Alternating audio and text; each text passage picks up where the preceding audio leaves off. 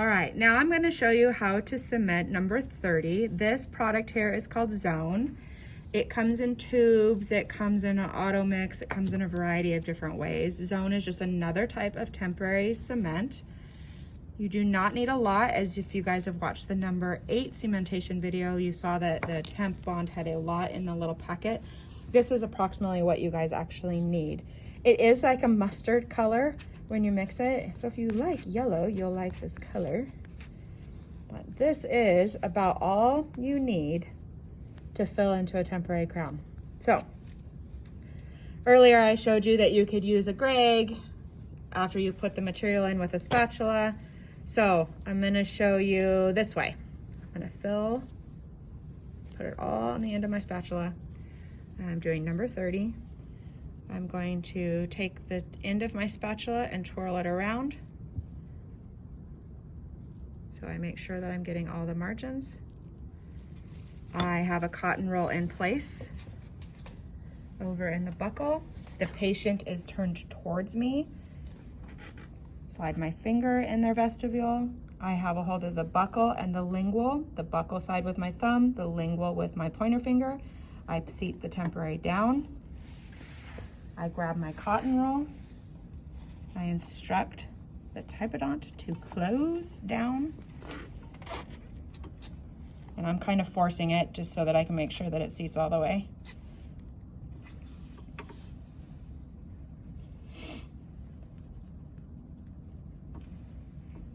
As that is setting up, I can clean up everything.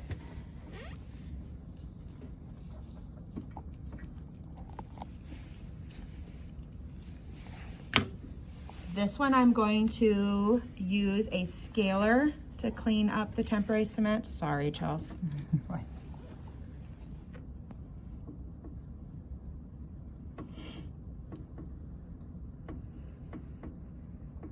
So some people will also place a cotton roll on the lingual to keep the tongue and the saliva away from the temporary cement. So you can do that.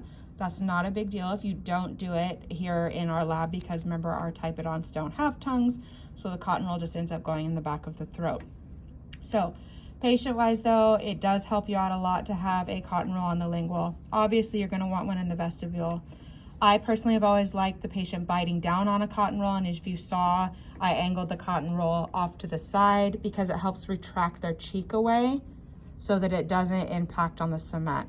When saliva hits cement and their anatomy, basically their lips, their cheeks, their tongue, it will make cement go all over the mouth, and that is the last thing you want to do because it ends up making a huge, ginormous mess for you.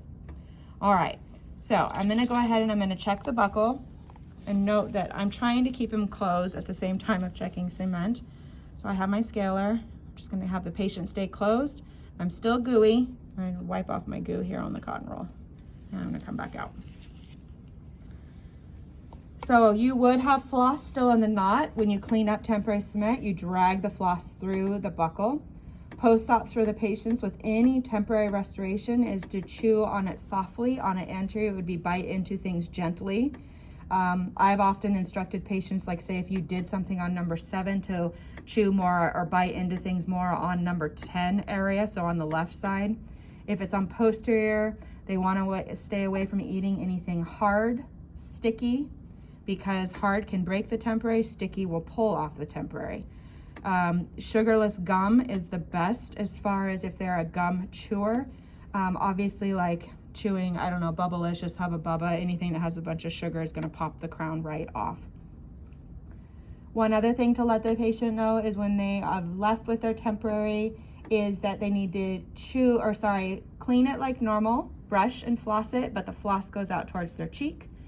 And then if the temporary ever comes off, they need to call the office for you as an assistant to re-cement it for them. And make sure you still give them anesthetic POI, which is gonna be depending on what kind of anesthetic you gave. I'm going to check again, cement.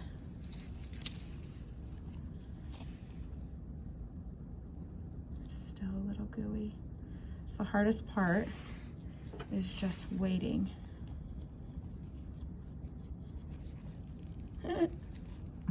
There's little cotton pellets on the cotton roll. That's funny.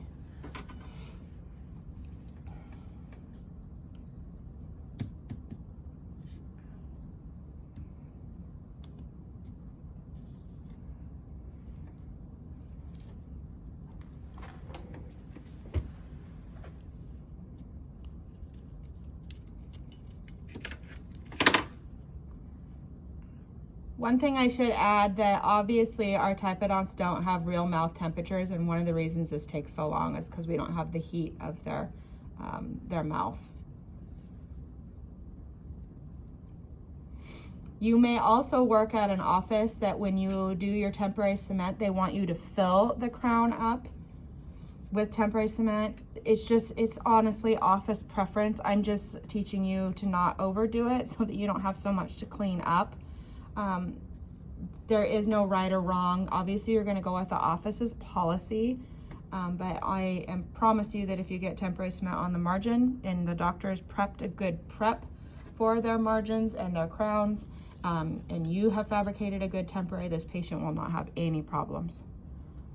All right, I'm going to check again, so the typodont's going to open, obviously.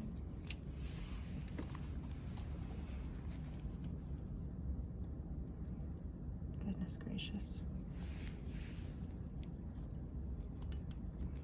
It's still pretty gooey, and I really want you guys to see how crumbly this temporary cement can get, so we're going to have more time for awkward silence.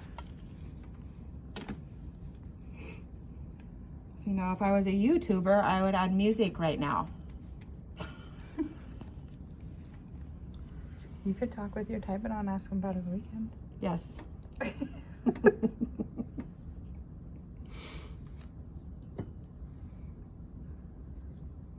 Now's about when the patient's closed down on something that you start asking them questions and they can't answer you. Yep.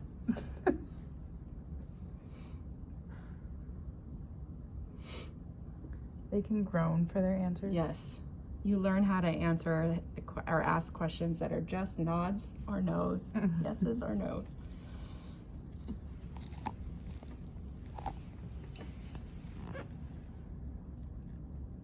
Almost, guys.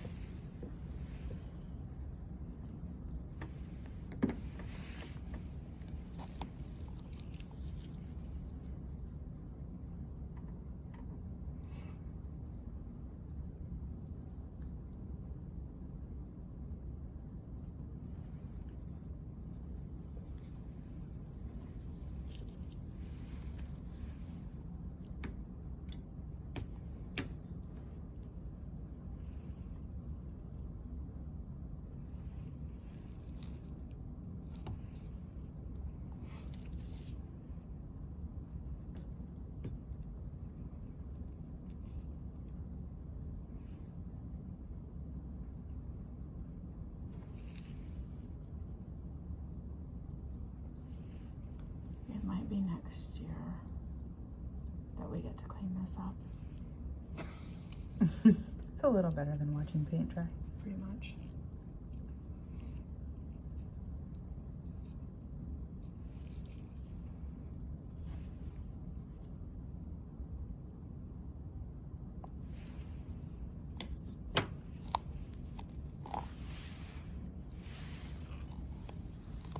All right, I'm too impatient, guys. Can't handle it. Okay, one thing I do have is my 2x2 in my hand here. That's just cement from the other checkoff that I had done. I'm just gonna hold on to that here, and I'm gonna use my pointer finger to go in, okay? Now with a scaler, it's very similar as far as having a dished out area as far as your working end, and it is working in. So one is going to be on the lingual, and then one area will be on the buccal. And it follows along the gingival, the CEJ area, and how you angle your scaler. So in lecture, I talk about some angles. That's just a little bit, it's a little bit important for you. It's important for you to remember. So I'm gonna start on the lingual, and what I'm gonna do is I got my 2x2 in my left hand. I have a fulcrum. Scalers are very, very sharp. You want to make sure you have a fulcrum, because the last thing you wanna do is to slip off and hit down here in the underneath the tongue. It is very, very vascular. So I've got my finger now on the temporary because what I don't want to do is accidentally get in here picking at this, getting the cement off and flicking off the temporary, because I just made my job a heck of a lot harder. I'm going to start at my mesial aspect of this and I'm going to pull it towards the distal, and then I'm going to wipe it in my 2x2.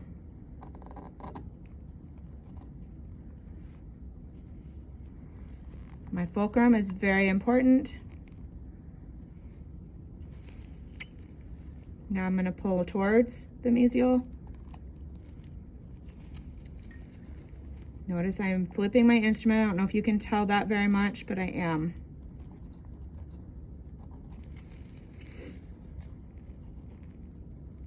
Be careful not to stab the tissue too much, because we can end up having a patient bleed more than we want them to.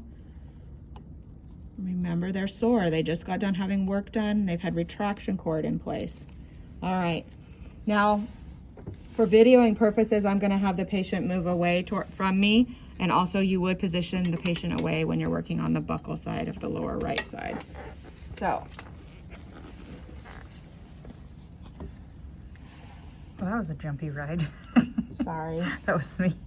All right, so I'm still over here. I'm going to keep my finger on the occlusal part. I am retracting the cheek farther than what you would be able to do with a patient, just so that you guys can see on the video. I do have my 2x2 right here though to collect my cement. I'm really hoping that this is set up good so that you guys can see how crumbly it can be. A hint for you guys, if you have a huge blob of cement here and it is set up, if you remove this, the rest will follow, okay? So what I'm gonna do is I'm gonna grab my spoon here, because the spoon is my favorite thing to clean up cement with. So I'm gonna pull it, and then I'm gonna pull it back.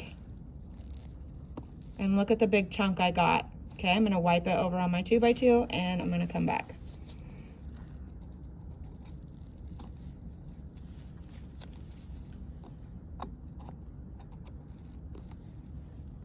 Okay, now I've removed the bulk of the cement. Now I switch to my Explorer. Fulcrum is on the jaw out here so that my instruments I don't slip.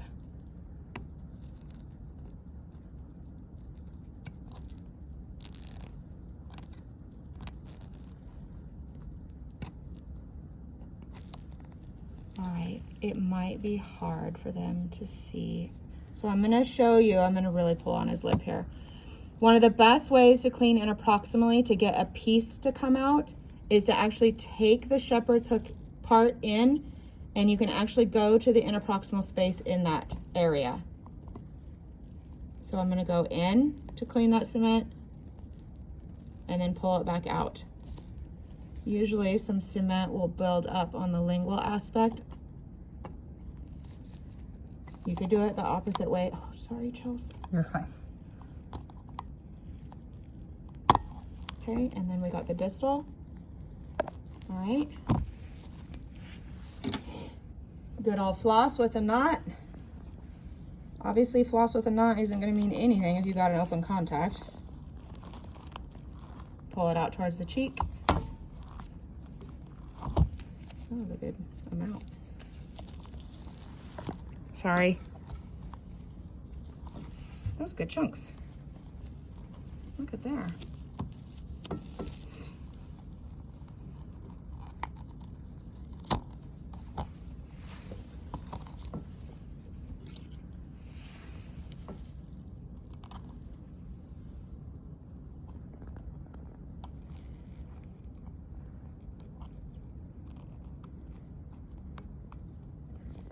How's the lingual look? He needs a little TLC.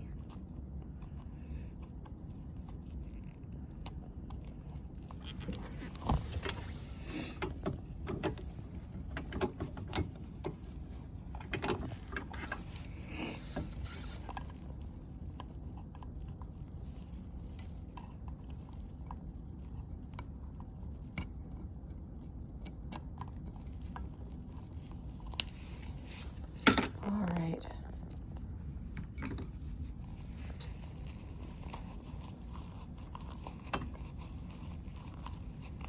Now, I want you to know that patients are going to think that is kind of weird when you're rubbing them with a 2x2, so I kind of don't recommend that. I just am doing it so that you guys can see what it would look like if it was cleaned. Because I don't have an air water syringe tip. All right. Looks pretty good. Some lady made a really nice temperature. Her name is Chelsea. It sure wasn't me. All right, that looks really good. All right, then I would give my patient post-ops after I wiped off all of the articulating paper marks anywhere. I would give them post-ops. I would show them their new temporary and tell them how to take care of it. That is number 30, cementation with temporary cement.